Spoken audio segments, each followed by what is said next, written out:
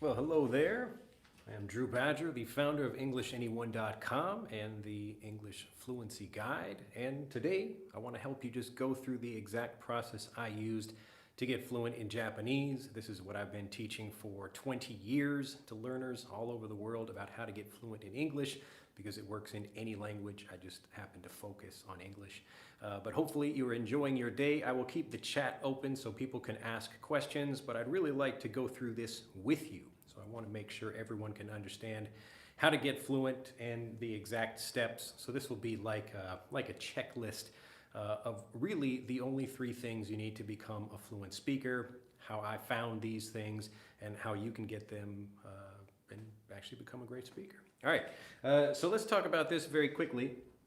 So if you don't know my story, I know many people are new to the channel and they have asked lots of questions about me and my programs and everything. So I wanted to answer a lot of those in this video. And also if you have questions in the chat, you can let me know. I'll try to keep them focused to this video. But for my story, basically, I started learning my first different language when I was like a first grader in elementary school. And so that was Latin. Long time ago, and I failed at doing that. And just my whole kind of long language learning story basically goes from Latin to French in high school, Spanish in college, and then Japanese learning here in Japan. And so the problem I experienced, probably a lot of the same things you all experience over there. I'll get back to comments in a second. I want to go through this. But keep saying hello, let me know where you are, and I'll go back and read comments in a little bit. But basically, I learned, I struggled to speak, and I thought it was basically impossible for me to get fluent because I had struggled for so many years. And I want to talk about why I struggled and why so many other learners struggle as well, because I spent so many years thinking about this, trying to solve this problem, not only for myself, but also for all the people that I help now. So after I was struggling and failing, so I know a little bit of Latin. I mean, I remember some of the words. I know a little bit of French and a little bit of Spanish as well. And then Japanese, this is the only other language I can speak fluently. And I'll explain why I became able to speak fluently in a little bit.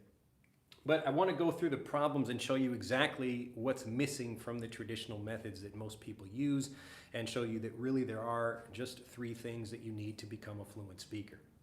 So when I looked at the problems I had, you can think about like the traditional methods that people use, or you can think about where people live. So a lot of people, a lot of learners assume that if you live in an English-speaking country, you get fluent. I thought the same thing. So if I move to Japan, then I definitely will get fluent. But I didn't actually get fluent. And so this was we call this a wake-up call. You know, it was just crazy to see, wow, I actually didn't become a fluent speaker, even though I was living in Japan. So I want to talk about why that happened, and also as I go through this video. But first, you can let me know in the, well, nice to see people chatting in the comments section. So let me know if you have specific problems with your learning, but they probably fall into 3 categories. So the first one, these are the things I experienced when I was learning Japanese. So even after living in Japan for almost a year and studying every day and being around Japanese people every day, I still couldn't speak. So the basic problems I had, so number 1, make sure this fits on there. Oh, it looks like it just fits. So number 1, the language I was studying was not the language that people were really using in conversations. So this is the thing that English learners will often complain about. So it sounds like a different language. So I'm going to write this pretty badly up here, but the language I was learning in the classroom is basically a different language from what people were speaking in the real world.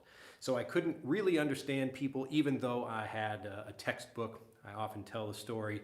of just learning basic greetings in Japanese. And so I was working at a school, and I came into the building, and I said hello. I said good morning. I said ohayo gozaimasu in nice clear Japanese.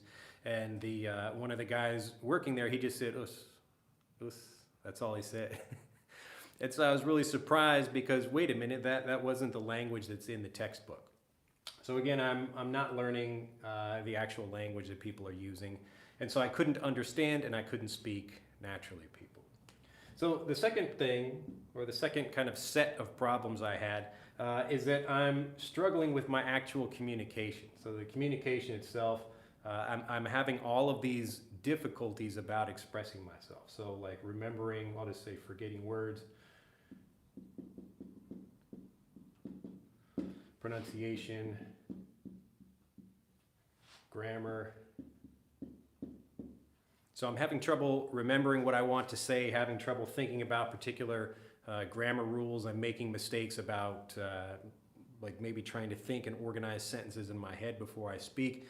And so I'm going to answer that. So we just got a question asking about grammar. So this whole video is talking about all of these different pieces and how they work together to improve your fluency. So these are the kinds of problems that I experienced. So the first one, it was basically a different language than what I was learning, or the people that are actually speaking the language natively are using different vocabulary than they're speaking faster, and their pronunciation is much more difficult to understand, so their accents are different as well. So number two, I had these communication problems, and I'll talk about why I had those in a second. And then number three, I had no confidence.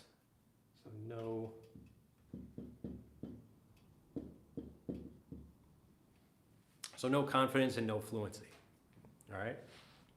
Now, all of the people I help, they fit into at least one of these categories of problems. So either they don't understand what the actual words natives are saying, and so they have problems understanding, or they actually have trouble with their communication skills. So the way they learn, and I'll talk about that in just a second, is causing them all of these difficulties. And then so we have number three here, which is the lack of confidence and the lack of fluency. And so let's see, the correct way. Okay, never mind. So make sure I'm not getting distracted by the comments over here. So the basic idea is that you will have at least one of these three problems if you're watching this video right now. If you don't have any problems, then you should go do something else because this is going to be a waste of your time. All right, so let's talk about how I solved these and how I figured out actually how to become fluent. Because unless you solve all three of these problems, then you will not be able to speak.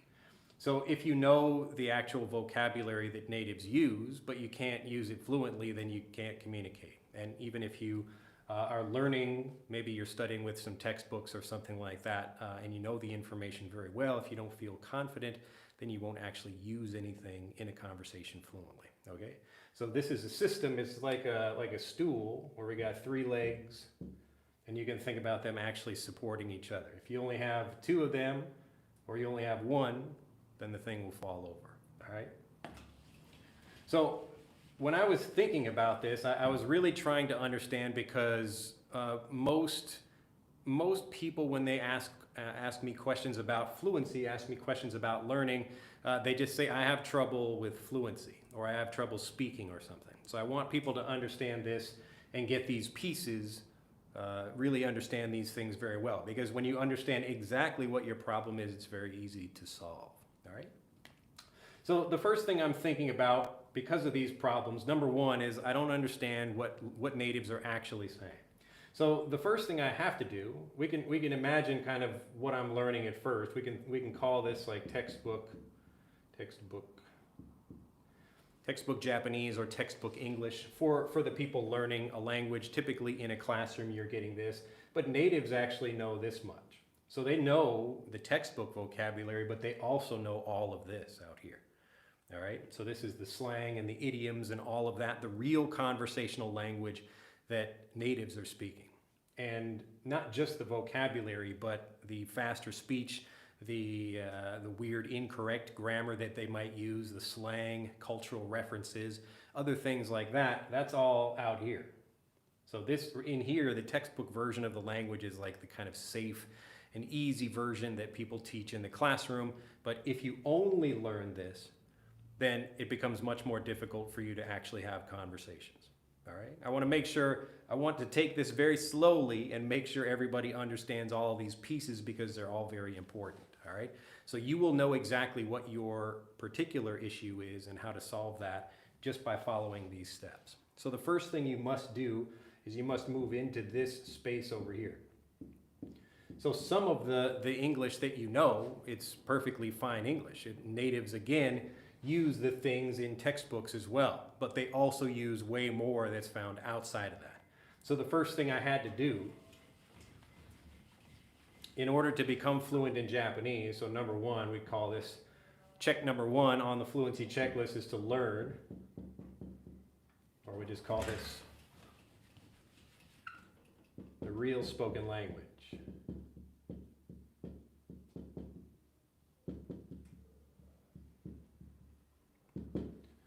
So I know some people are already learning, and even if they don't have any of these things, maybe they can understand some of what I'm saying. It's because they've already studied some textbook English, but they're not really learning all of the things outside that happen in real conversations.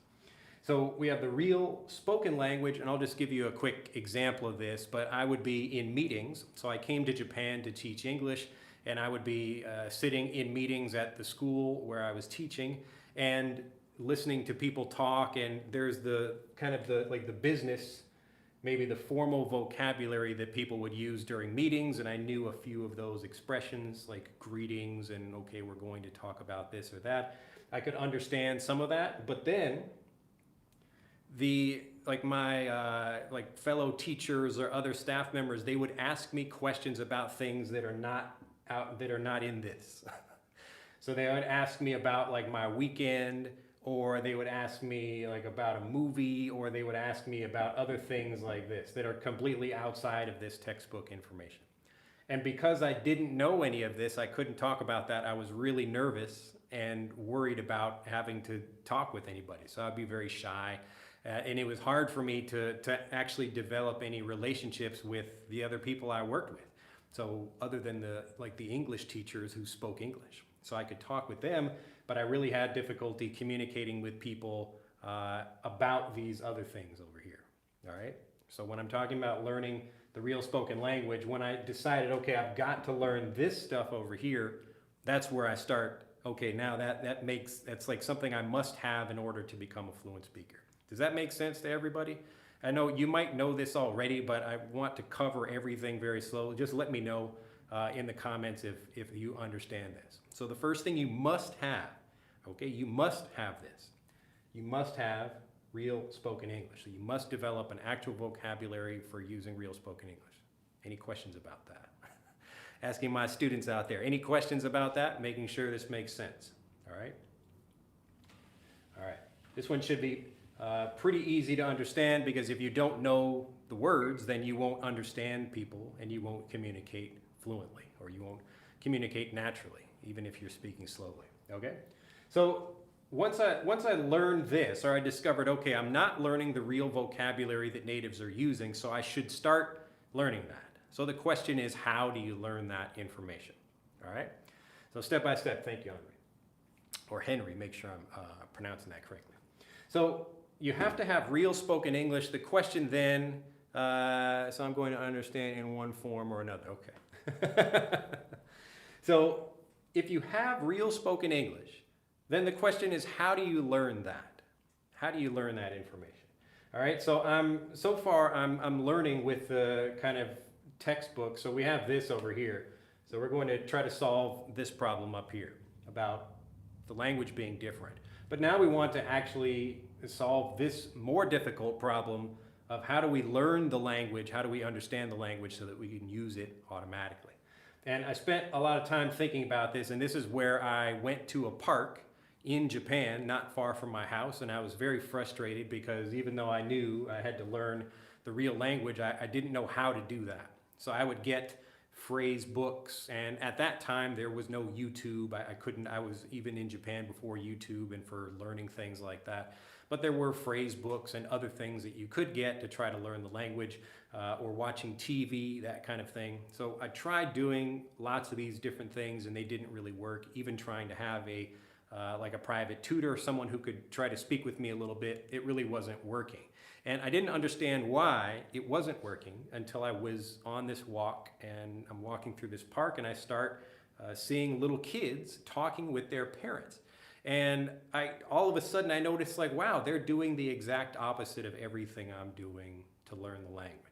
So when you remember kids and how you learn the language, and especially, like, you know, if you have children yourself or other children you know, when you are teaching a child to learn a language, you do not use any translations. And the reason you don't use translations is because a child doesn't understand even that first language. So there's nothing to translate with. And the only way to teach a child then, you can't teach them to read because they don't really know how to read yet. They don't know how to write yet either. So the only thing you can do is make the language understandable. All right, so make the language understandable. So when I'm thinking, okay, I need to learn real spoken English, so maybe I should get some phrase books, or in my case, learning Japanese. But for you, trying to learn spoken English, so the second thing you need is you need to get understandable.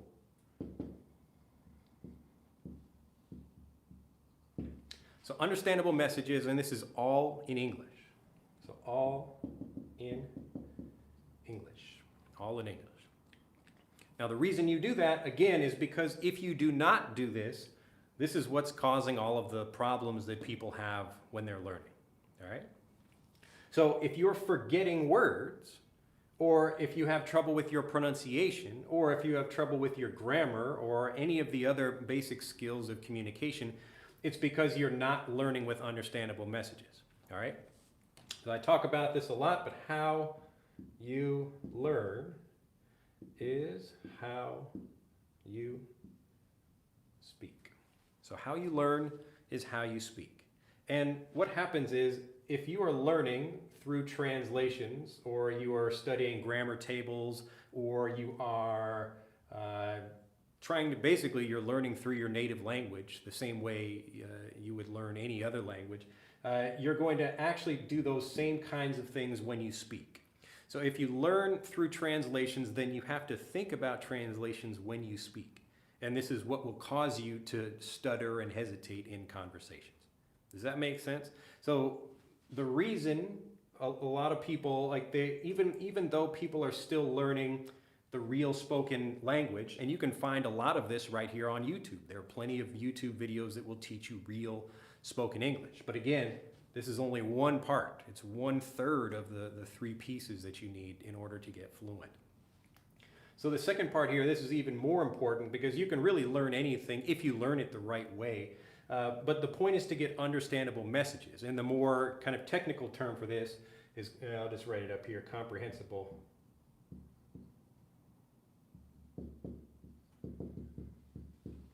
Comprehensible input. So comprehend, to understand something, and input just means it's coming to you. So comprehensible input. So I'll give you some comprehensible input in Japanese. I've done this example many times, but I think it will be helpful for more people, especially people who are new to the channel. So I'll just teach you some Japanese right quick, very simple lesson. Maka, maka, maka. Akai maka, aka. Aoi maka, ao. Kuroi maka, kuro. Aka, ao, kuro. Ao, ao, ao. All right, very simple lesson in Japanese. And again, even in that, I didn't use your native language to teach you. Some people watching this might know Japanese already. Hello, if you're a Japanese speaker. But the general idea is that if you're learning in the language that you're learning, so you're learning through Portuguese or French or Taiwanese or Spanish or whatever, whatever the language happens to be, an alien language, it doesn't matter. You're learning everything and understanding everything all in the language. And remember, how you learn is how you speak. So if you can learn the language in the language, then you speak the language without translating. All right. So this is solving problem number 2 up here, where all of the particular issues that people have about communication, they come from the way people learn. Okay. So it's not where you live.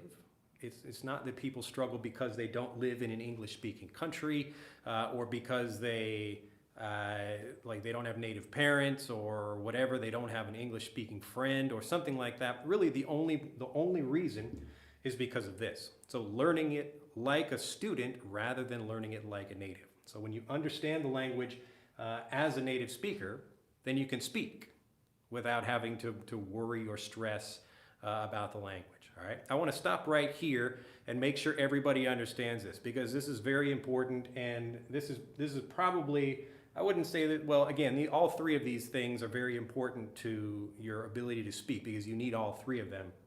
But this one might be the most difficult to understand, and not because it's a difficult lesson, but because it's unbelievable. So I have trouble explaining this to people because they find it unbelievable that they can learn a language like a native. Does anybody think that's unbelievable out there? Does anybody think they cannot learn English the way they learn their native language? All right. I want to just stop here and answer any questions that people have about that. If I do not see any questions, I will assume people understand everything and I can just move on. All right. But I'm guessing maybe some people still don't believe this is possible. So some of the kinds of things I hear, yes, learn like an alien. So this is exactly the same way an alien coming to planet Earth. How would an alien learn the language?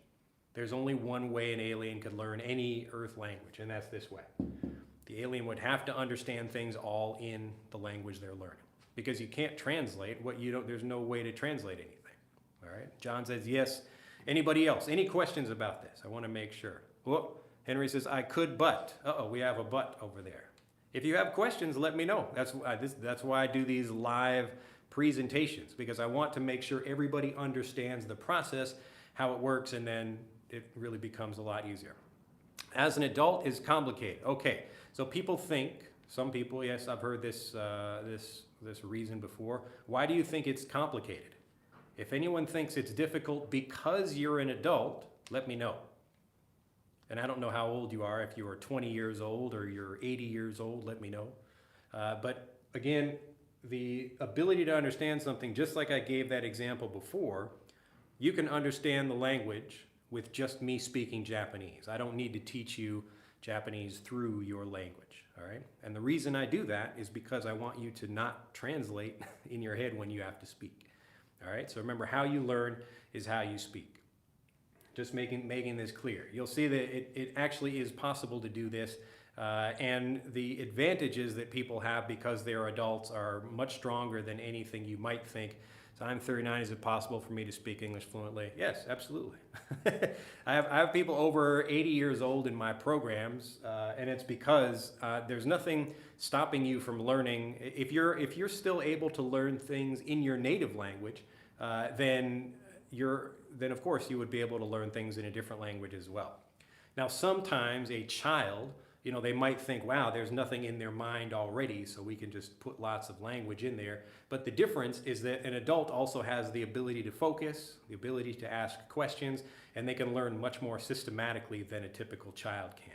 All right, so there are lots of advantages to being an adult. Let me go back and make sure all these questions get answered here. I listen to a lot of videos in English, and my comprehension is like 70–80%. It depends on the content, but I'm still in the same level for a long time. Okay, I'm going to talk about that too. Don't you think a foreign you've already spoken can prevent you to speak another one like a native? I'm 35 and just finished high school 1 year. Where should I start from? Okay. So great questions. So let's see, this specific question about having a language that is like preventing you from learning a new one. Remember that in your native language, whatever your native language is, if it's Spanish or Portuguese or Chinese or whatever the language is, you already know multiple different languages within that. So within your native language, you've got maybe how you communicate professionally, how you communicate like in bed, talking with your spouse or your girlfriend or your boyfriend or whatever. You got how you talk with little kids, how you talk casually. These are all actually different languages, and you would communicate in a different way from each of these. And you also learn different languages like computer programming or learning the language of your particular industry. So you have to learn that language, or even the language of your particular company if you have, particular processes, things like that. So again, all of these things are different languages that you already speak. They're within this same native language, but the point is you can easily learn something new. There's nothing stopping you from learning a different language. It's just, there's no difference from learning something in English or learning something over here. To your mind, it's just some new words and vocabulary and maybe some grammar, something like that, all right? But the basic idea is that you're not too old to do this because you're still doing this in your native language, all right? And you have the ability, if you learn the right way, to get this same fluency in a different language. But remember, to your brain, there's really no difference between like something in this language and something in that one. It's more psychological than actually like a practical thing about the language, all right? So if you speak one way to a child and you speak one way professionally, those are really two different language systems that you're using, all right? There's going to be some overlap there, but you actually have a different pronunciation, different way of speaking. You might speak with your parents one way, speak with your friends a different way. You use completely different vocabulary in some cases, all right? So these are all examples where you already know multiple languages fluently, all right? And so it's easy to do this with a different language. The only difference is that, let's see, thanks so much for the answer. Okay, all right, just want to make sure that makes sense because again, it's often the beliefs people have about how they learn that stop them from getting fluent. And once you understand, oh look, I already do speak multiple languages. I know like multiple languages already, and now you can just apply that same way of learning to learning more English, all right? Let's say I agree with you. Confidence is the key to become more fluent. Yes, so confidence is a key, but we'll explain how the confidence develops, all right? So any more questions about this? We've had some good questions already, but I want to make sure everybody understands this. So this idea of understanding the language all in English. So I love learning English because my Spanish vocabulary increases at the same time. Yeah, so there are a lot of words that are also the same between the two languages. I remember when I was young, living back in Chicago, I had Spanish-speaking friends, and I worked on a construction crew, so helping to remodel houses. And I worked with a team of Spanish guys, Spanish-speaking guys, I should say. And they would listen to the radio, like Spanish radio all the time, and so I'd learn some words and just talking with them and trying to improve my pronunciation. I loved saying like "Univision, que buena." I just like the sound of those words over there. It always made me laugh when I was getting to practice that with them, and they thought my pronunciation was very funny.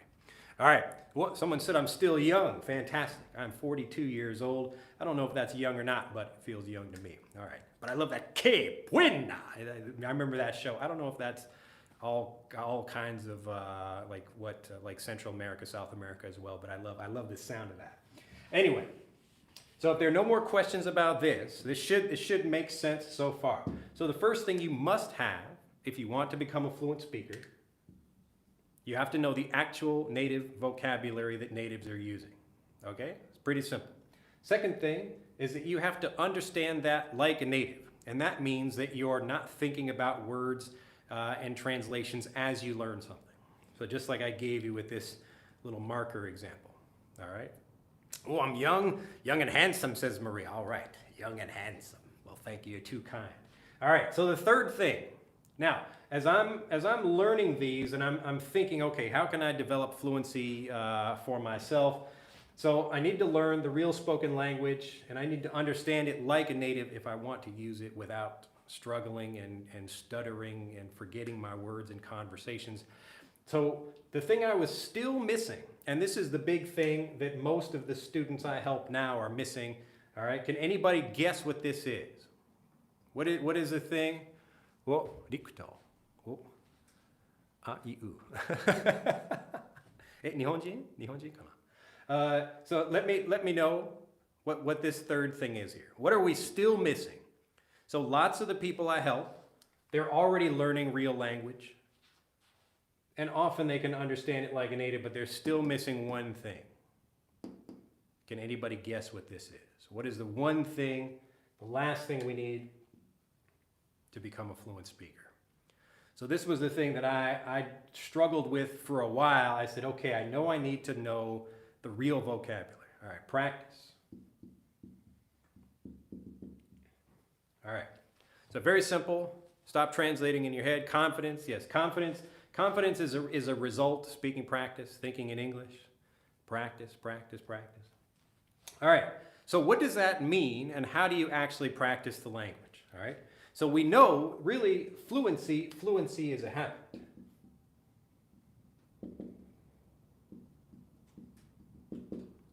Fluency is a habit. Fluency is a habit. No, we definitely do not want to translate. So fluency is a habit. This means it's something you do automatically without thinking about it when you do it correctly. All right, just like I'm doing right now. I'm not really thinking. I might try to organize something in my head, but I'm doing it all in English. All right?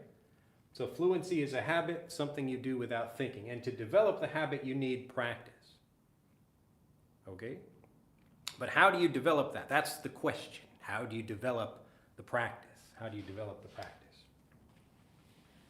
Can anyone answer that for me? How do you develop practice? How do you practice your English so you become a fluent speaker? Let's keep this going. How do you practice so you become a fluent speaker?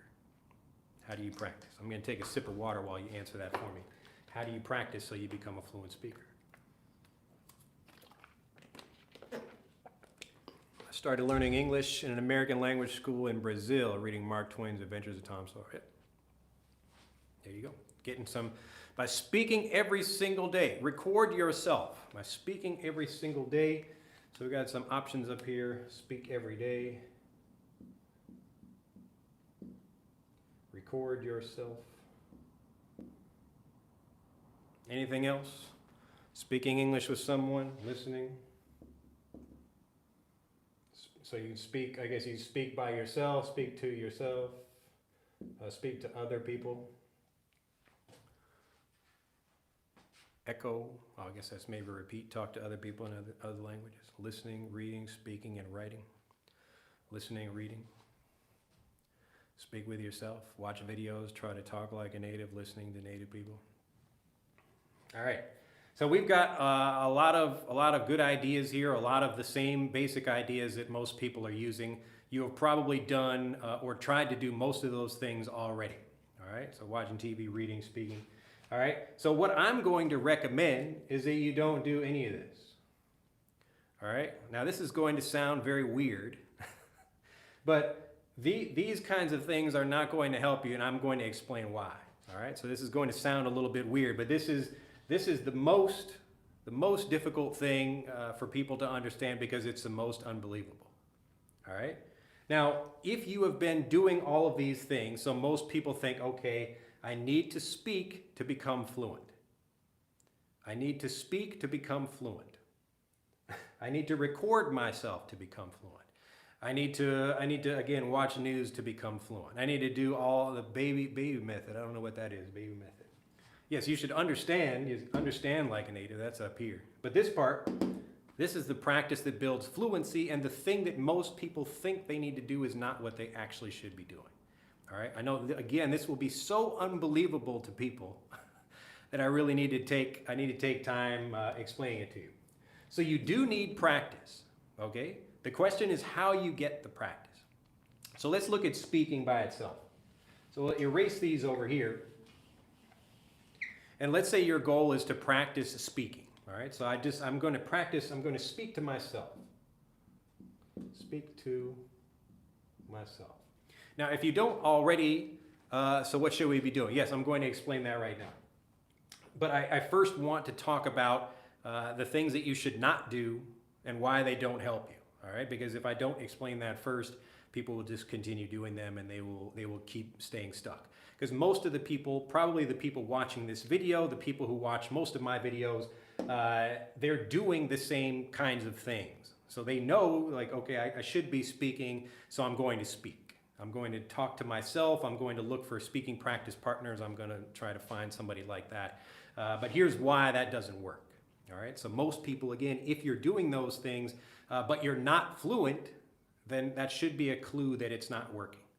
Okay, so if you're speaking right now, if you're already finding people to speak with, you're talking to yourself, you're trying to record yourself or whatever, you're watching the news or whatever, those kinds of things, if you do those things and you're not speaking fluently, then it's a clue. It means you should probably not be doing that. But let's explain why, or talking to your cat. That's the secret right there.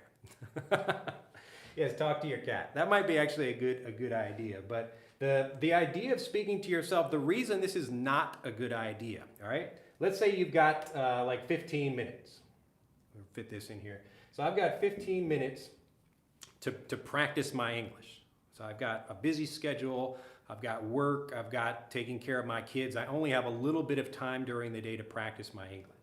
So if I've got 15 minutes a day and I want to speak, all I can really do is just repeat words to myself. So you can only, let's say this is your vocabulary here. So these are all the words you know. The only thing you can do by talking to yourself is just repeating things that you already know, okay? You're repeating things that you already know. I know that this is kind of a complicated idea, but it's basically, you can only use the vocabulary you already know, okay? So like you can't use anything else outside of that. And this is not a problem by itself, but if you already know something, like if I know the word cat, all right, we'll just take the word cat as an example. And I just repeat that word to myself, cat, cat, cat, cat, or I'm going to look at a flashcard with the word cat on it. And if it doesn't have a translation or something, that's better, but really I don't recommend flashcards either. So either you're just repeating it to yourself, or maybe you're getting what some people call spaced repetition. So you're trying to learn something, okay, I'm gonna learn it now, and in 5 minutes or in 2 days, I will try to cover it again. But you're only just repeating the things that you already know. And usually what happens when people learn is they will learn something one time and they will just repeat that one word again and again. So as an example, I think on Monday, I did a video where I was teaching the word, what did I teach? Heavy. So I was talking about the different examples of when you're learning a particular word. There's like two things you can do when you learn vocabulary. You can learn one example of something, like a translation, and then repeat that again and again.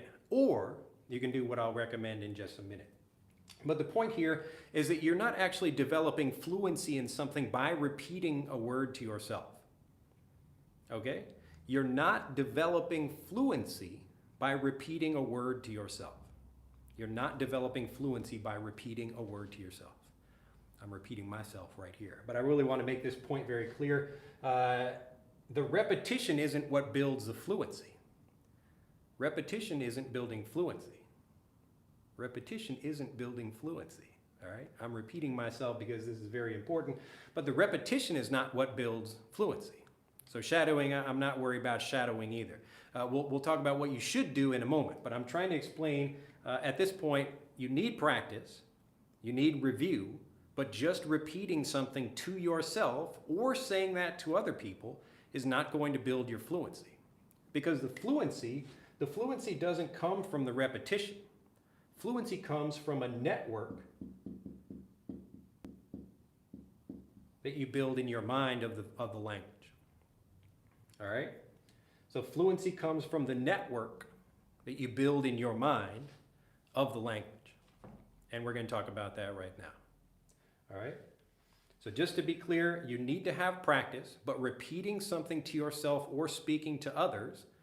Let's say you have only 15 minutes a day. I'm going to maybe find someone to practice with. I'll try using my English a little bit, or I'll try repeating myself or talking to my cat or my dog or whatever, talking to the mirror. These things are less helpful because they're taking what you already know and repeating that rather than building the network that you need to communicate. All right? It's not individual words that help you speak. It's a network that helps you speak. All right, so what should you do if you actually want to speak fluently?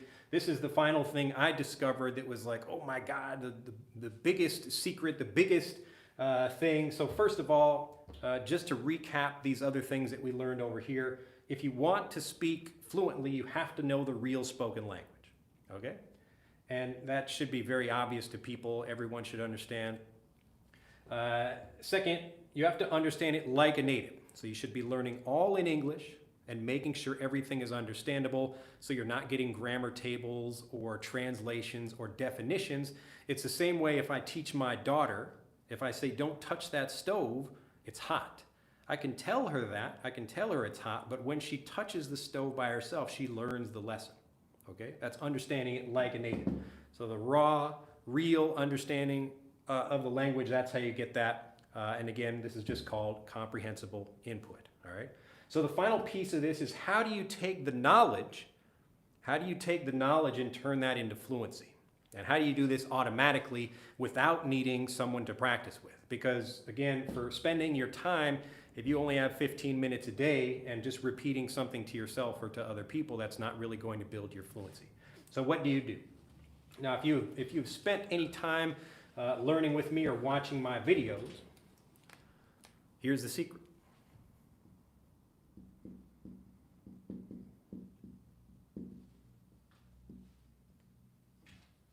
Naturally varied review.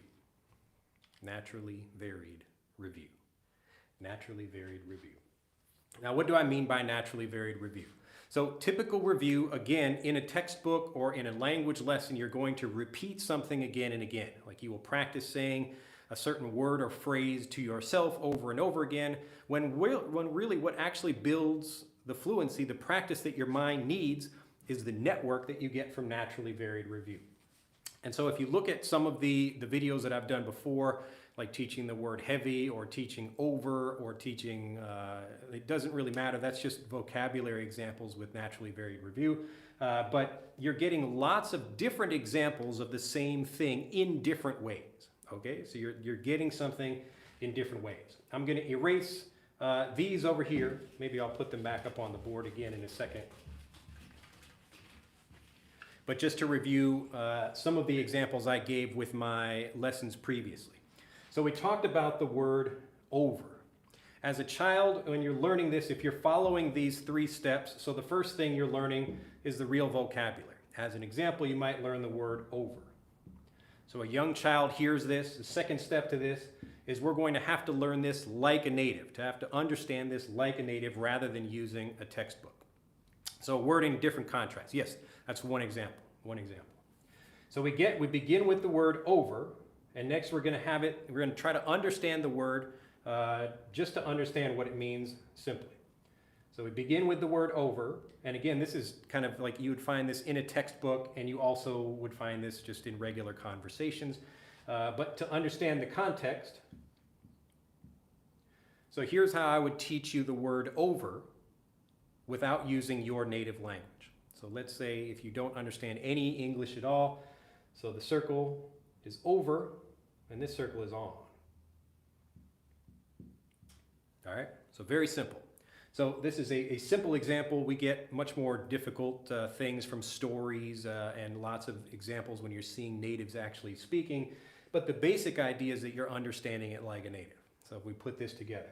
So we begin with a word. This is a real word that people use in everyday conversation. So that's number 1, a real language. Number 2, you want to understand it like a native. All right?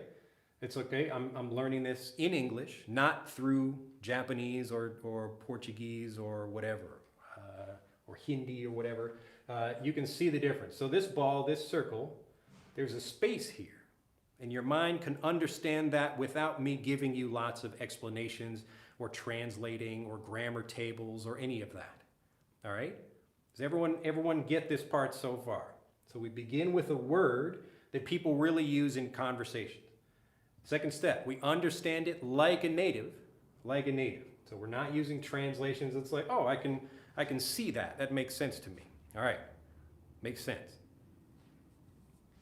Over doesn't necessarily touch. Yes, so it's above, it's on top of that thing. So fluency practice with myself, inward in my mind, copying, read diaries and responsibilities, talking to myself in English, helping me each moment, Google Translate just at the moment. And when some word that I don't know, I don't say it. And viewing your wise lessons. Yes, people call me master and professor. I'm not a master. I'm not a professor either. I'm just a guy who figured out how to learn the language. Are there any vlogs dedicated to learning English where we can learn visually? Yes, I have a whole program about that, but I just want to make sure this is clear so far. So we begin with a word. Okay, now we understand the word like a native. Okay, very simple. And this is just a basic example. You might say, well, this works for something you can see, but what about like a more difficult thing? Obviously, the language is built up over time. So natives begin with these things, and then they move on to that naturally varied review, all right? So how does that work? So you begin with the naturally varied review. We begin with the word like over, and now we're going to get that in lots and lots of different ways. And this is what builds the network. So right here, we just have it at this point, we only have one usage, one meaning of this word that we understand. Okay, the word over.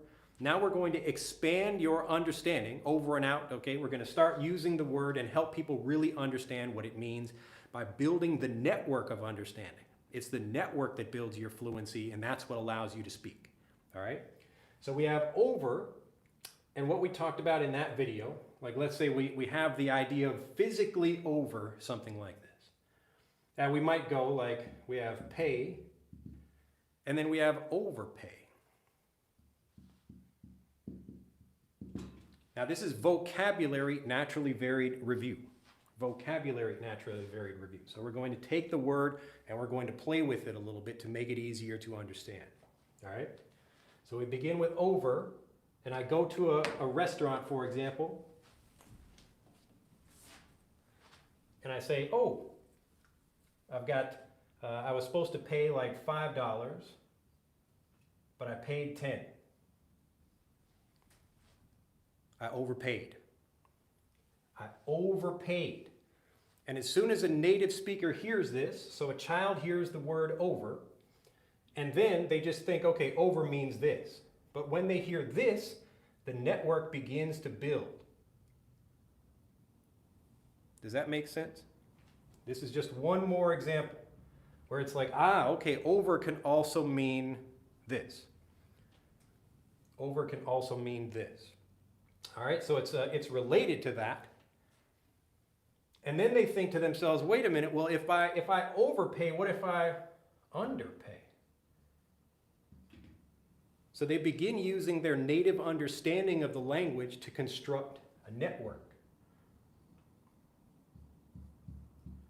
And as you add more and more examples of this, this is what really gives you strong understanding of the language. Okay? So this is just one example.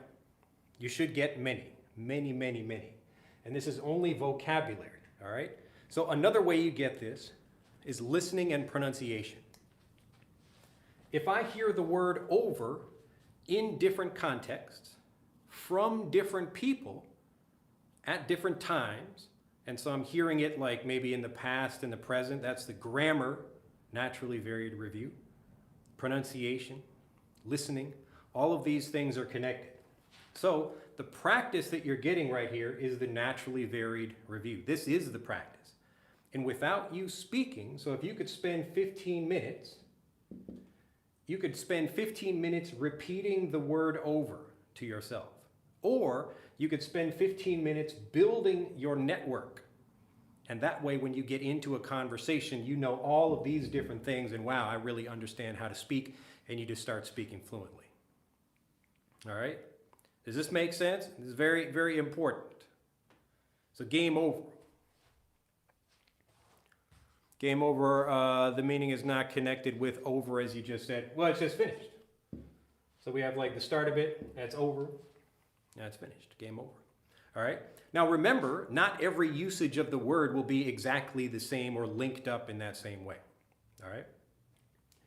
So not everything is like that. You might have a word that has like a completely different usage, and you will learn those over time. Over time. All right? But the point is so overdue. Overdue. Overdue. So here it's due. Oh no, now it's overdue. We're late. All right? I'm over time. So here's time, here overtime. So here's the game. Game over. Game's finished. Okay? But remember that you're thinking like a student, like a learner, if you're trying to put everything neatly into like one category or one space. All right? When the truth is that most of the time this works, but you will still learn obviously things outside of that. But you will have a much better understanding of those things if you build this network rather than trying to repeat one word or one phrase over and over again. So, and this is not just my idea, but this is basically how language experts have found that we learn languages. And so Dr. Stephen Krashen is a very good example of this. He discovered the same thing I did. I discovered it at a park in Japan, but I mean, he did it after lots of research. But he found in the same way that you don't get fluent by speaking to yourself or talking to yourself in a mirror. Even in a conversation, it's the listening to other people. It's the network you build that actually gets your fluency developed. That's the practice. Okay? So once you're doing this, then you get into a conversation and the words just come out automatically because you know the language so well. Most learners, they will know one meaning of something. And so when they hear a different meaning, they get into a conversation and they hear overpay, they're like, wait a minute, I thought over means like above something. Okay? But the truth is, they're all connected. It's a network that you build that actually helps you speak fluently. Do you work overtime? Yes, same idea. So this is the amount of time. This is an additional to that, overtime. I'm feeling overworked. I'm working too much. I overpaid. Okay? And so once you start developing this, you're thinking more like a native, you begin asking questions like, what about under? So I can underpay and overpay. Or overwhelm, same thing. Does Fluency for Life have a study plan that you can follow until you become fluent? Yes. So Malik is asking about Fluent for Life. I can answer questions about that if they like. So I need someone to train my English. Is there anyone, may I be in contact with someone overwhelmed? All right? So if you get this every day, and you learn in different ways with different speakers, and you hear different examples, you get the grammar, and you get this, you build the network, then when you get into a conversation, you would build that automatically. And you can feel the network building as you learn this way. So when I begin with over, and just a very simple, like your mind is thinking about over, like physically above something, over. But then I think overpay, and your brain makes that connection. Your brain is automatically doing that. You don't need to have, like, I don't know, what do you, I forget what I called it before, just the structured review in that way. It's not about having the, now I'm forgetting that word or that phrase, but when you're learning a little bit each time, you're kind of remembering something and maybe trying to practice it in the next 5 minutes. That's crazy. I just used it like 10 minutes ago. Now I forget what I'm talking about. But the point is that reviewing the same exact thing, if I'm gonna practice one time, I learn the word over, and then in 5 minutes I hear the word over again, in 5 more minutes, in 5 days or whatever. It's much, much faster to just build the network like that. All right? So I don't need to do this. This building of like the repetition or whatever, it's much faster if you just build the network. So if you learn in a structured way, that's how it would actually help you build your fluency without having someone to speak with. Now, one final point I'll make about this is that if you speak to yourself, I mean, you can speak to yourself if you like, but you're going to get more, like for the time that you spend doing it, like you're not going to find anything better than getting more input. So getting the naturally varied review. So it's not about spaced repetition. That's the thing I'm looking for, spaced repetition. It's not about repeating the same thing. It's about building your understanding of that word or phrase and hearing that from many different people. All right? The brain is built like the method you described. Exactly. The brain is built like the method I described. Now, what's interesting about this is how everybody learns their native language. This is how everybody learns their native language. This is how you learn to speak your native language. But people think, they just believe that a native language is different somehow than a new language. So I learned French as my native language, and now I'm trying to learn Japanese or whatever. And I have to learn it in like a special way with a textbook or something. No, no, no. You learn a new language the same way you learned your native language or your first language. They're all just different languages. It's not a different way you learn them. You learn them all the same way. All right? And so if you build the network, that's how you get fluent. That's what fluency is. All right? So, and I want to make it clear here that it's not just vocabulary. This is an example with vocabulary, but you're also hearing it from different speakers. Remember how you learned your native language. Your mother would tell you something, your father would tell you something, you have maybe brothers or sisters or friends or your teachers, other people. So all these different people are saying things. So your listening and your pronunciation, we'll put like a little ear right here, you're getting from all these different people. And that's how you build your pronunciation.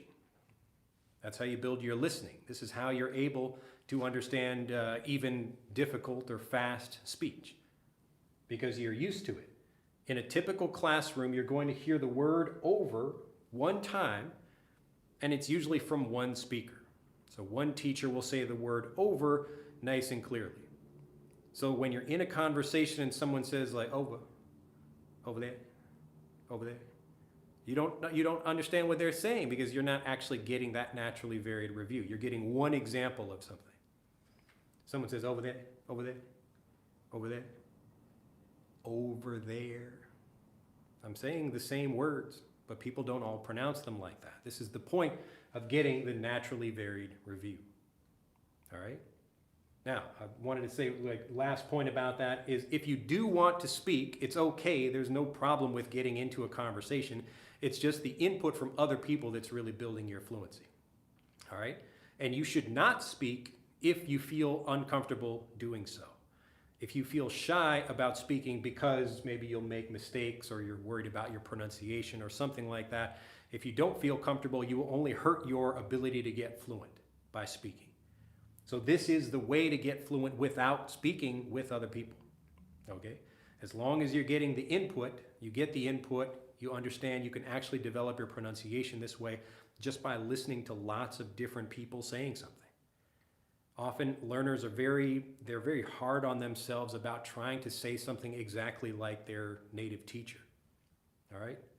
Oh, over there, over there, over there. Yes, from Predator.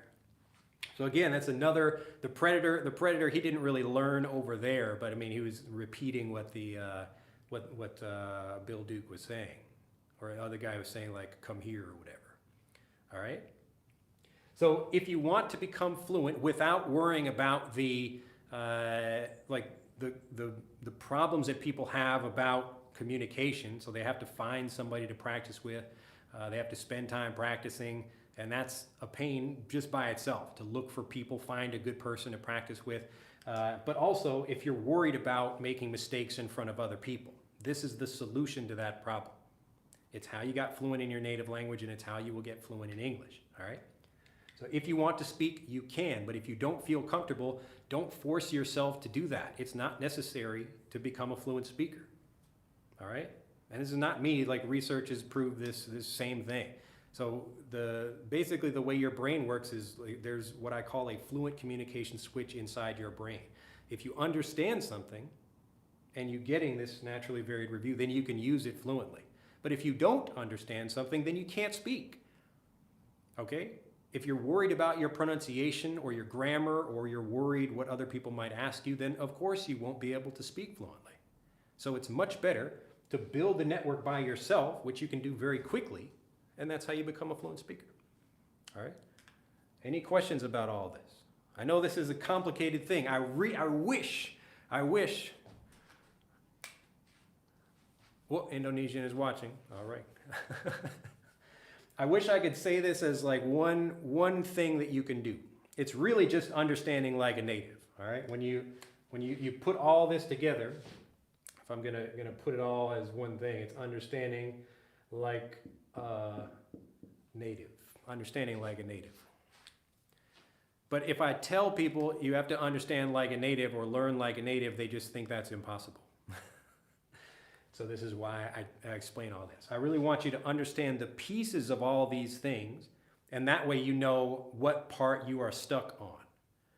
Many learners know conversational English. You can find this anywhere. But if you go to YouTube, you will find most videos, it's like, we're going to learn 100 useful phrases or 10 useful phrases about whatever. And then you forget the information because you don't get this. Okay? So you can have native vocabulary, and you can even, some teachers are actually good about understanding it or helping you understand it like a native. Some of them are. You will find, though, most of the language learning lessons on YouTube are grammar tables and trying to explain something to you rather than help you understand it intuitively. Okay? So how can I use this method with difficult words? Give me a difficult word. What's a difficult word? What do you mean by a difficult word?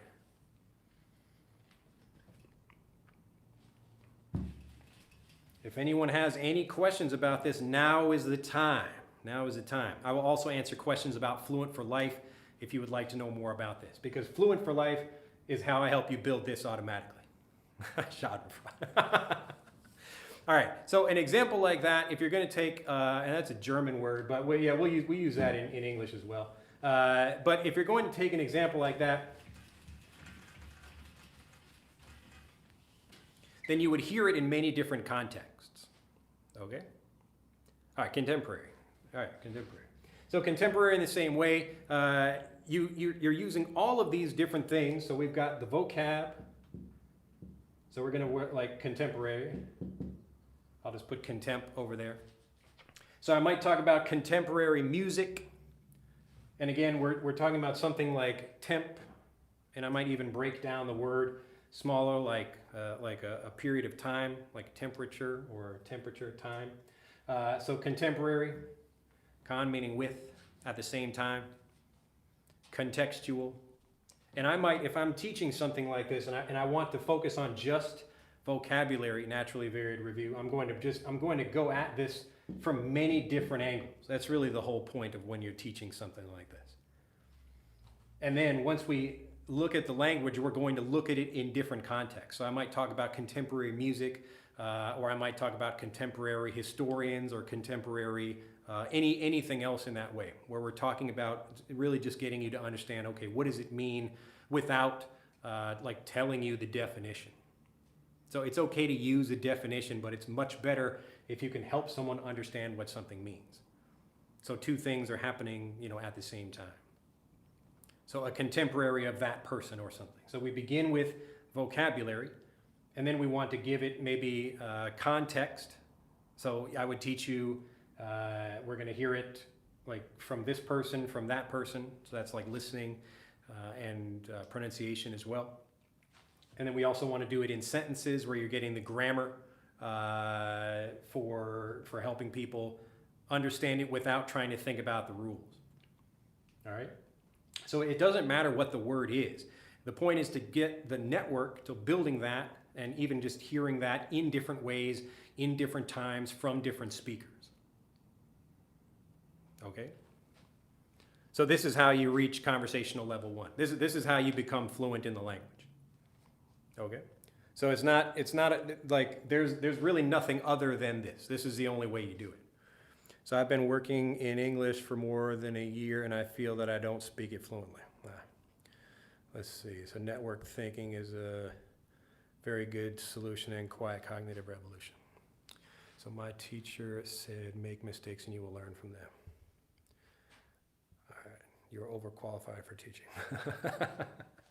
Yes, I'm overqualified. I'm way too qualified. All right. I'm like perfectly qualified for this position. Because of all the things I've done, studying about psychology, philosophy, language learning, learning it myself, and me understanding this, me speaking another language. I know this inside and out as a learner and a teacher. And I've been doing this for 20 years. And that's why I know I can get anybody fluent in English. Just like I'm doing for my own kids at home. And they spend most of their time speaking Japanese. So I get a little bit of time each day to practice with them in English, and their English is developing very well, reading and writing.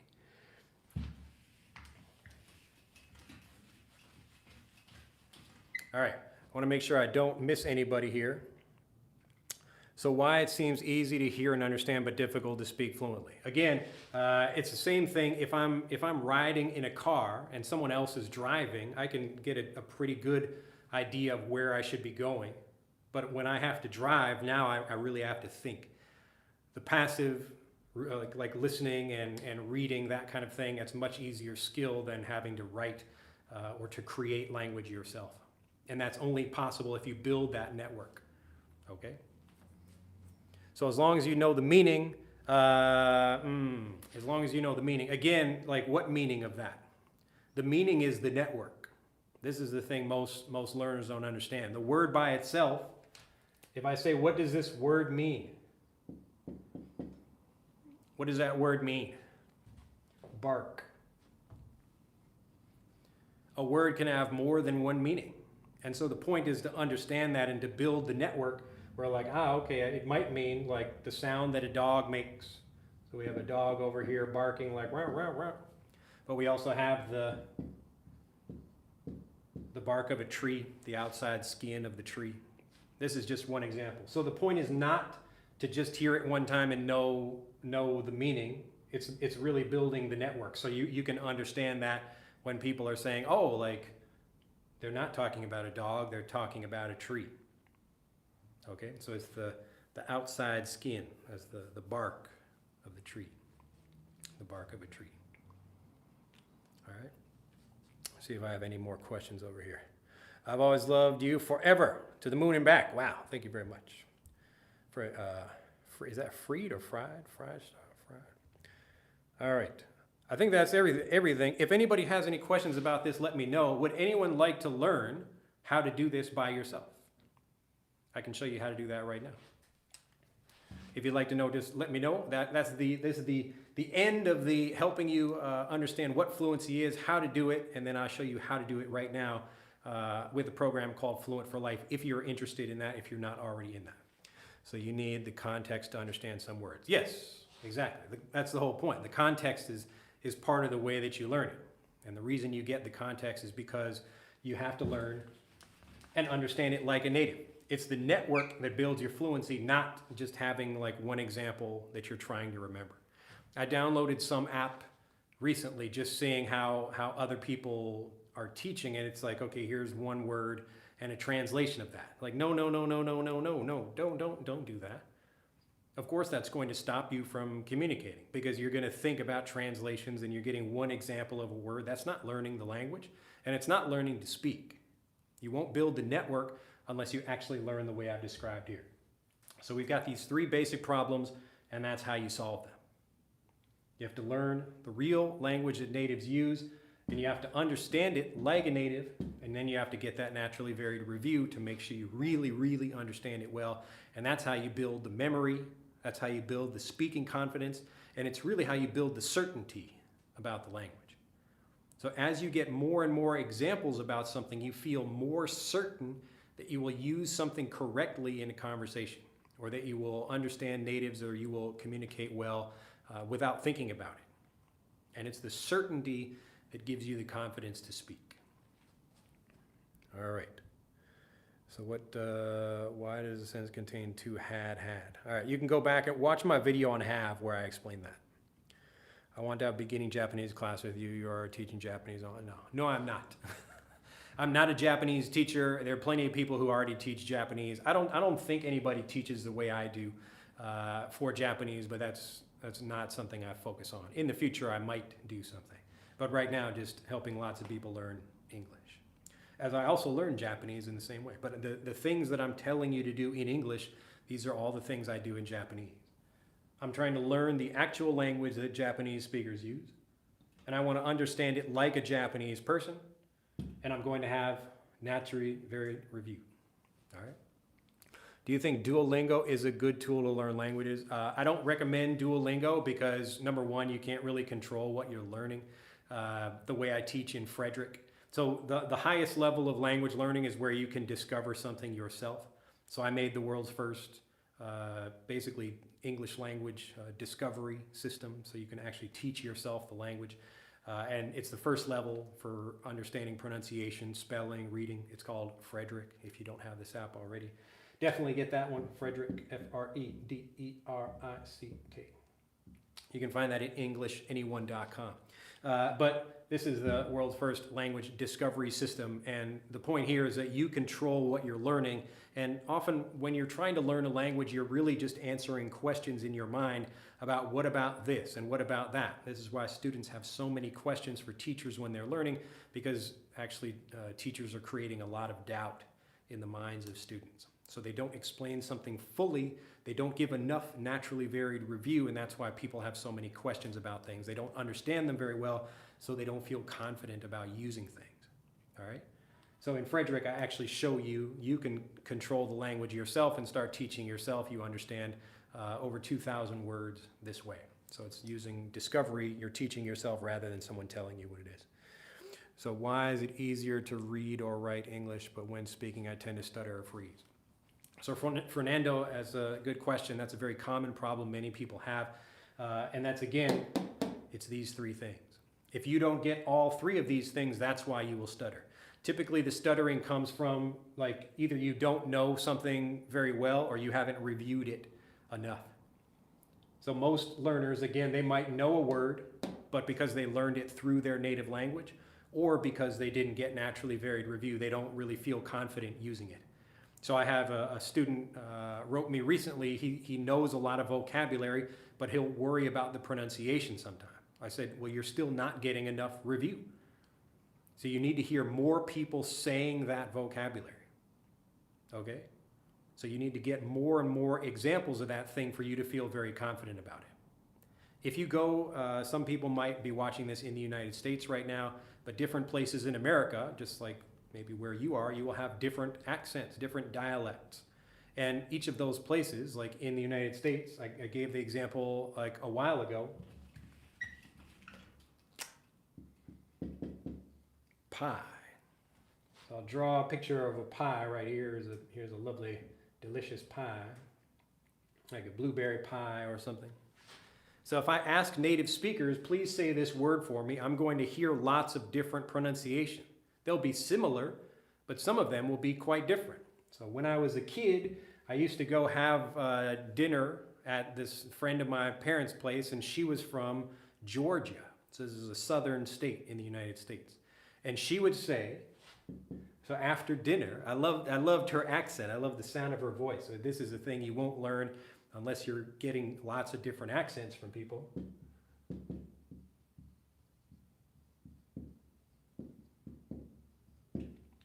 She'd say, y'all want some pie? Y'all want some pie? Y'all want some pie? So y'all is you all. You all. So would you all like some pie? Would you all like some pie? All right. But she said pie, pie. It's the same word, but people pronounce it differently. The only reason natives are getting this is because they're getting naturally varied review. It's not because they're born native. It's because they just get lots and lots of review this way. This is the thing that's building their fluency. This is how you can understand people in your native language who speak different dialects, you know, if you've heard them before. But some people, even in your native language, will be hard to understand. Y'all want some pie? Y'all want some pie? Y'all want some pie? Okay? So when I'm teaching in a lesson like this, I'm intentionally being more clear with my speech so you can understand what I'm saying. But in Fluent for Life, I'm going to take you from understanding this level to understanding like a native, because you're going to listen to lots and lots of different speakers saying things. Okay? All right. So native people speak differently. That's why learning is difficult. Yes. So why? Okay, so I answered that one. Can you please tell us some ebooks to download? Some ebooks to download? You can you can learn with anything you want to if you understand it and you're getting naturally varied review. All I've done in Fluent for Life is made this a very systematic process to teach you this incredibly quickly. So I take the native process where you're learning for many, many years and just chunk it down into something very simple. And that's Fluent for Life.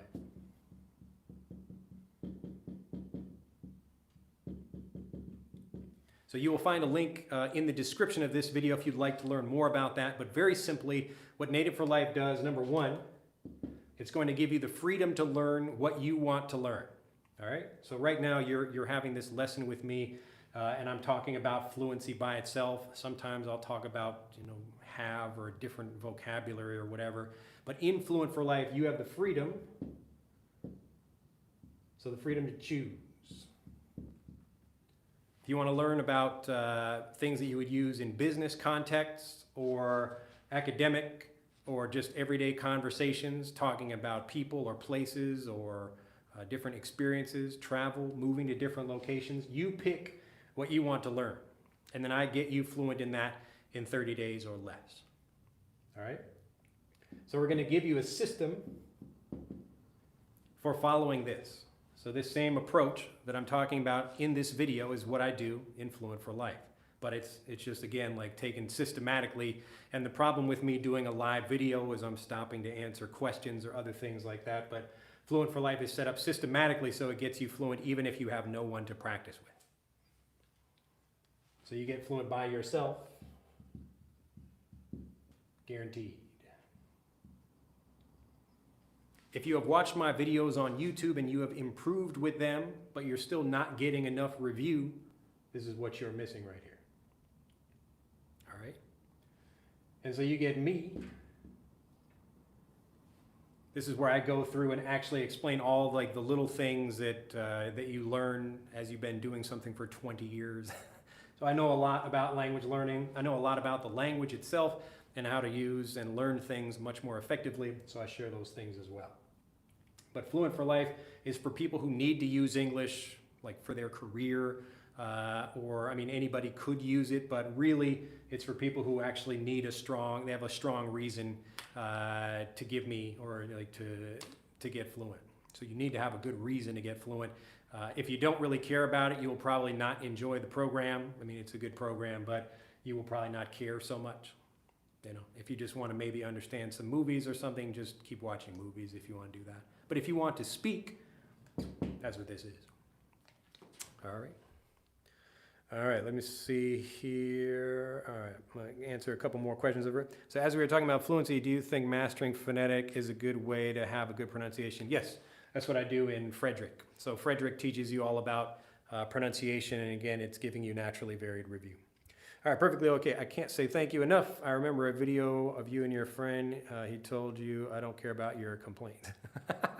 Yes, I think you're probably talking about Richard, about the carrot pie. Yes, that was a carrot cake that we made. That's correct, yeah. Yeah, you can find that video on YouTube. That was a food and baking masterclass video example. And so in that lesson set, I take you through all the vocabulary and teach you that before you hit the video. And so that way it makes you understand everything really easily. Again, the point is to give you naturally varied review. And as you go through the different lesson sets as well, those lesson sets are building on each other as you learn more and more. All right, so Maria would like some pecan pie. Yeah, so some people say pecan and other people say pecan, some pecan pie, pecan pie. Hello from Brazil. Thank you for your helpful live. You have an amazingly clear English. Yes, I'm speaking intentionally clearly so people can understand what I'm saying.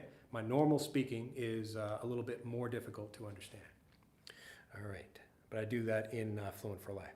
So I want to teach English for beginner as voluntary, but looking for resources. If you go to my YouTube channel, where you're already on my YouTube channel, go to the best beginning, go to my playlists, video playlists, and you will see from absolute zero to, there's like 20 videos, I think, that begin in that video series. So do that and download Frederick as well. So Frederick is for beginners, but it's also for people who want to improve their pronunciation. So you use the same system for all these different people to improve. So if you'd like to learn more, excuse me, about Fluent for Life, if you want to become a fluent speaker, just click on the link in the video or the link under this video, and you can learn more about that. I explain everything about the program, and if you have any questions, you can always email me at info@englishanyone.com, and we'll get back to you. All right, let's see if we have any final questions here. What is the level required to subscribe on the course? So if you're talking about Fluent for Life, if you can understand what I'm saying right now, but you cannot speak fluently, you are at the right level for the program. All of the lesson sets have the same level. So at that point, you're kind of focusing on basic grammar and more difficult things, but the language doesn't become infinitely difficult. It's more about learning different topics and then building your fluency and making your connections and your network from there. So building a network that helps you understand fluently rather than trying to learn just a bunch of random words and phrases. Do you recommend reading a lot? I recommend doing anything that will give you naturally varied review. So part of that is reading, part of it is writing, listening, speaking. All of those are important to do, but the point is you should be getting naturally varied review. Focus on one thing. It could be one topic, one phrase or whatever, and then hit that from different angles until you really get it, until you really feel confident about that thing. Typical review is very boring because people try to practice or repeat the same thing again and again, all right? But it's just really very boring for people because the brain is always looking for new information. That's why you will find people making videos on YouTube that are, it's like a new 10 phrases or something, but you forget the previous 10 phrases that you learned, all right? So it's good for people making the videos, but really not good for people watching the videos. If you're already at a high level and you can learn something that quickly, great. Most people cannot.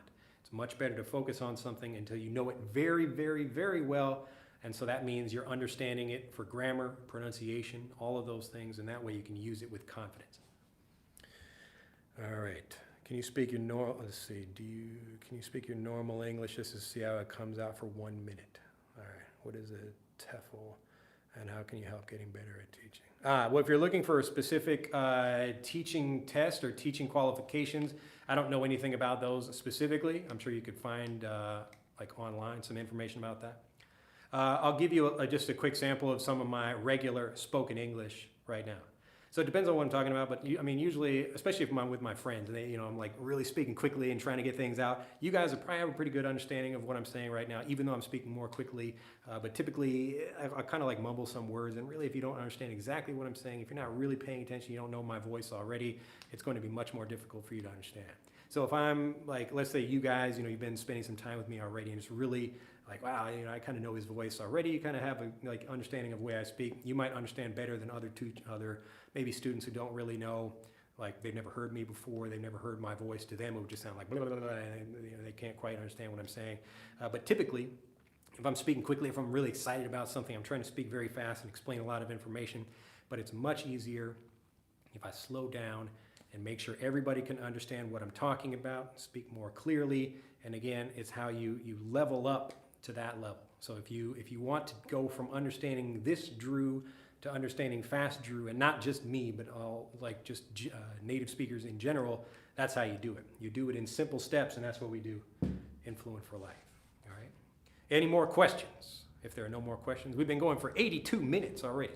I don't know what time it is, but 82 minutes. I can feel it in my voice. I'll give you one more minute to see if anybody has questions.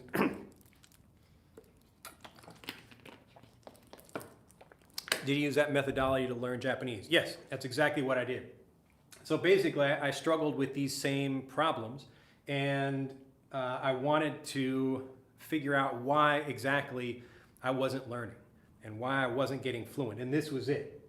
So number one, I was not learning the real vocabulary that natives are using. Number two, I was not understanding it like a native, so I was translating, trying to study grammar tables, that kind of thing. And number three, I wasn't getting enough review. So it had nothing to do with speaking, it was just I didn't understand the language well enough, and I wasn't getting the review that I needed to speak. So everything that I teach now, because I do speak Japanese fluently, I can teach those same lessons. If I didn't get fluent, I couldn't really teach you anything, because I wouldn't have like a way to prove that it works. So I know, number one, it works because linguists like Stephen Krashen discovered this already, And number 2, this is how we all get fluent in our native language. Number 3, I did this personally to become fluent. Number 4, I've got lots of students who've also done the same thing. I've been teaching for about 20 years, and this is how they've all become fluent speakers. So all the people I help, this is what they do. And it's much easier than trying to find people and learn through your native language and then try to find speaking practice partners and all that. Can you speak Japanese to us? What would you like me to say? 何か言ってほしいかな。例えば今日はこれはすごく面白いね。もうこの問題があって、すごい日本に来た時にね、もう全然日本語は分からなかったね。その時はすごいね、もうめっちゃもう日本語喋りたかったけど、すごい日本人がいっぱいいるのに、なんで僕はもう日本語喋れなくなったんです。もう全然できんかったね。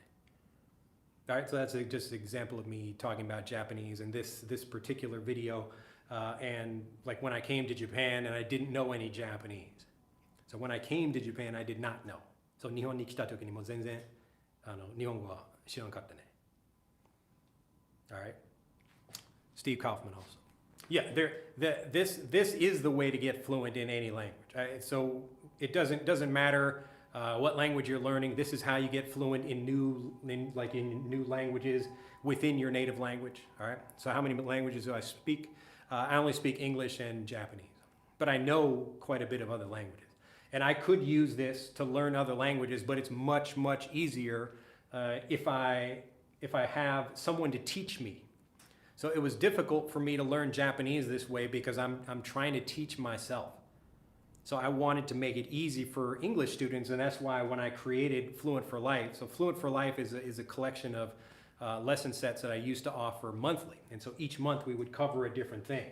But I made Fluent for Life so that you could go back and actually review all of these things in whatever order you like. All right.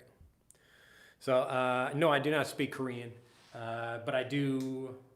Actually, yeah, I'll tell you a quick story about that. So this is an example of understanding the language like a native. I was in, this will be my last story before my voice leaves me. I was in a Korean barbecue restaurant here in Japan, in a different city actually, and I was waiting for a friend of mine to come up, and I looked on the wall at this restaurant and I saw a movie poster for the movie After Earth. And it was all in Korean. And I said, ooh, I wonder if I could figure out some Korean. Could I discover something myself? So again, I want to understand it like a native rather than trying to think through translations. And I couldn't translate anything. I don't know Korean, but I looked at it and I'm going to draw some characters on the board, but these are not Korean. It's just for example purposes. But I'm trying to discover something and understand it from the context. So the movie, this is the English movie After, A-F-T-E-R, Earth. So the English movie After Earth, this is a Will Smith movie, and his son, Jaden Smith, is in the movie also. And knowing that, so we got a picture of like, here's Will Smith, and here's his son, Jaden Smith, in the movie.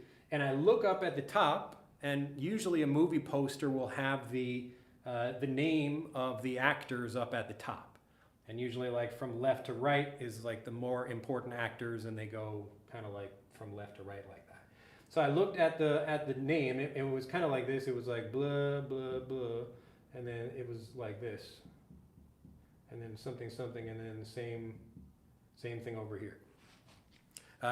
So I looked at this and I said, oh my goodness, I bet this means Smith.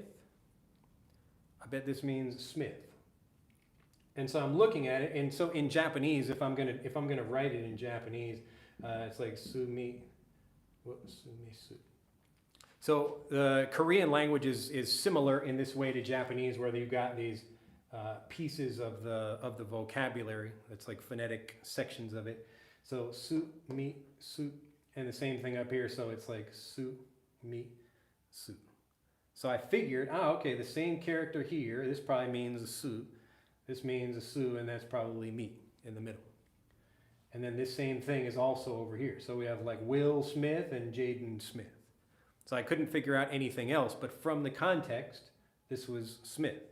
And then in the name of the movie, so we have After Earth.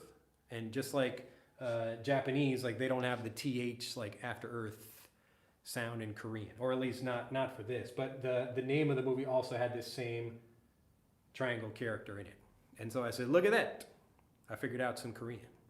Now I forgot it because again, like the second step is only understanding something like a native. It was like, yes. But the exciting part is when you understand something, not because a teacher told it to you, but because you really got it. In your brain, you feel that thing when you learn, you're like, ah, yes, I got it.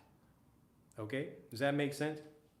And understanding it is just the second step. The third step is all the review, because you will forget even a lesson that you learn like that if you don't get the right review. Okay? Looks like a bunch of people are still watching me though. All right, but I really want to make it clear that it's again understanding the real language like a native speaker, and then the naturally varied review that gets you fluent. All right, you need to have all three of those things. If you are missing even one of these things, you will not speak.